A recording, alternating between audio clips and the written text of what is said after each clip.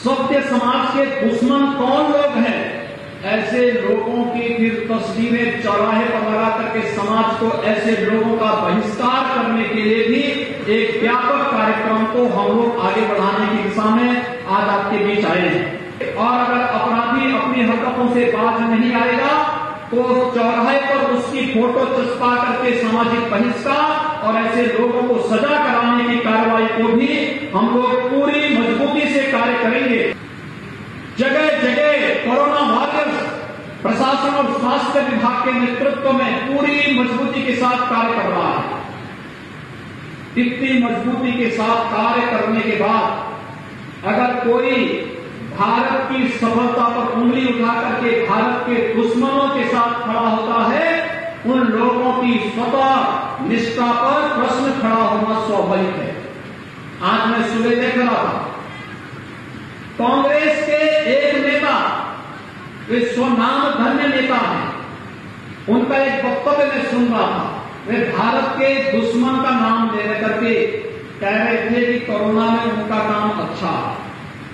यानी जिस देश में जांच भी न हो रही हो, जिस देश में उपचार की कोई व्यवस्था न हो, जिस देश में किसी भी प्रकार की सुविधा वहां के नागरिकों को न मिल रही हो, जहां पे हाहाकार मची हुई हो, उस देश की सराहना करके अपने देश के एक सफलतम आयोजन को और सफलतम कार्यक्रम को अगर आप इस कोरोना कालखंड में भी न स्वीकार कर सकें तो ये समझ और बुद्धि का फेर है, ये समझ की सोच है।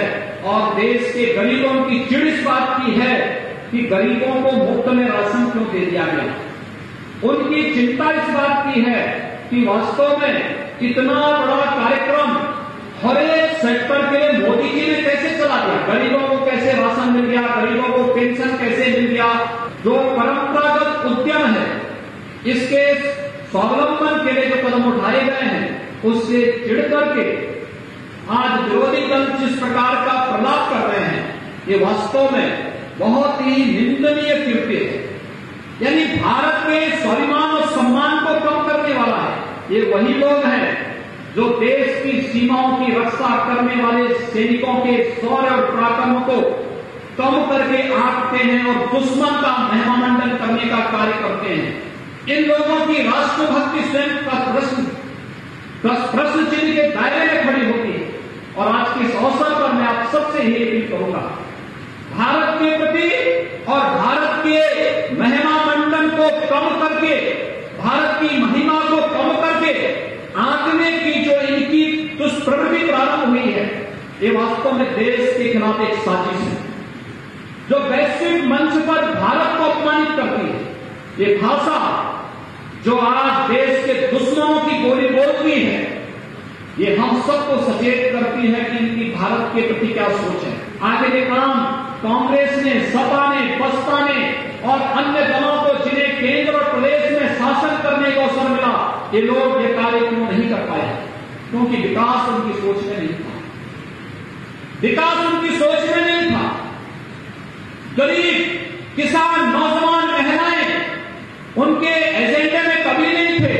उनके एजेंडे में जाति था, परिवार था, मत और मजहब के आधार पर विभाजन था, दंगा फसाद था, विभाजन था। कभी देश का विभाजन कराया और फिर समाज का विभाजन जातीयता के आधार पर करवा करके वे फिर दंगा करवाना चाहते हैं। आपने देखा होगा बलरामपुर जनपद में घटित दुर्भाग्यपूर्ण घटना में इन लोगों के पास कोई जवाब नहीं था। इन लोगों ने, प्रशासन ने त्वरित कार्रवाई की, दुष्कर्मी और हत्यारे को जेल के अंदर बंद किया और मामला फास्ट ट्रैक कोर्ट में भी जा रहा है और हम उसको सजा दिलवा करके रहेंगे। और दुष्कर्मी के साथ के जितने भी दोषी होंगे कोई बचने नहीं पाएगा। इस सरकार ने पहले ही ऐलान कर रखा है कि प्रदेश में बहन और बेटियों की सुरक्षा और सम्मान में सेंध कोई भी लगाएगा, उसकी जगह कहां होनी है ये कानून तय करेगा। और कानून के दायरे में लाकर के कड़ी से कड़ी सजा दिलाने का कार्य से लोगों को करेगी सरकार। और इसके लिए पूरी तैयारी सरकार ने की है। लेकिन मैं पूछना चाहता हूं, सभी दलों से मैं पूछना चाहता हूं, सभी राजनीतिक दलों को जो जातीय पृष्ठभूमि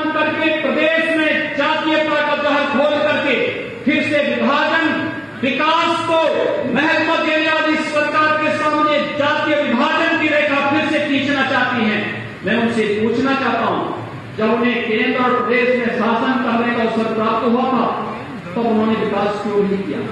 एक सुरक्षित और समृद्ध भारत जिन्हें अच्छा नहीं लग रहा है, दुनिया के अंदर भारत की गौरव और महिमा जब पूरी दुनिया गा रही हो, जिन्हें अच्छा नहीं लगता वही लोग आज पाकिस्तान का गुणगान भी करते हुए दिखाई दे रहे हैं। ये लोग देश के दुश्मनों की भाषा बोलने का कार्य कर रहे हैं, जो लोग जातीयता के आधार पर लड़ा रहे हैं, जाति मत और मजहब के आधार पर दंगा फसाद करने का षड्यंत्र कर रहे हैं। इनके षड्यंत्रों को आपने देखा होगा कि कैसे अंतर्राष्ट्रीय साजिश में आकर के देश में आबादी के लिहाज से सबसे बड़े प्रदेश में कैसे दंगा भड़काने की साजिश इनके द्वारा की गई, और उन संगठनों के माध्यम से जिनकी गतिविधियां पहले से ही संदिग्ध थी, वे गतिविधियां किस रूप में आगे बढ़ाने का प्रयास हो रहा है। लेकिन आपको आश्वासन देने के लिए मैं आया हूं, प्रदेश की 24 करोड़ जनता को मैं आश्वासन देने के लिए आया हूं कि प्रदेश की सुरक्षा में सेंध लगाने वाले के लिए उत्तर प्रदेश की धरती में कोई जगह नहीं होगी। उत्तर प्रदेश में सुरक्षा के साथ कोई खिलवाड़ नहीं कर पाएगा, और दंगा फसाद करने वाला कोई भी व्यक्ति हो, अगर प्रदेश में दंगा फसाद करने का प्रयास करेगा तो वह समझ ले उसकी जगह कहां होनी है। उसके खिलाफ जितनी सख्ती से भी कार्रवाई होनी होगी, सरकार उतनी सख्ती के साथ कार्य करेगी।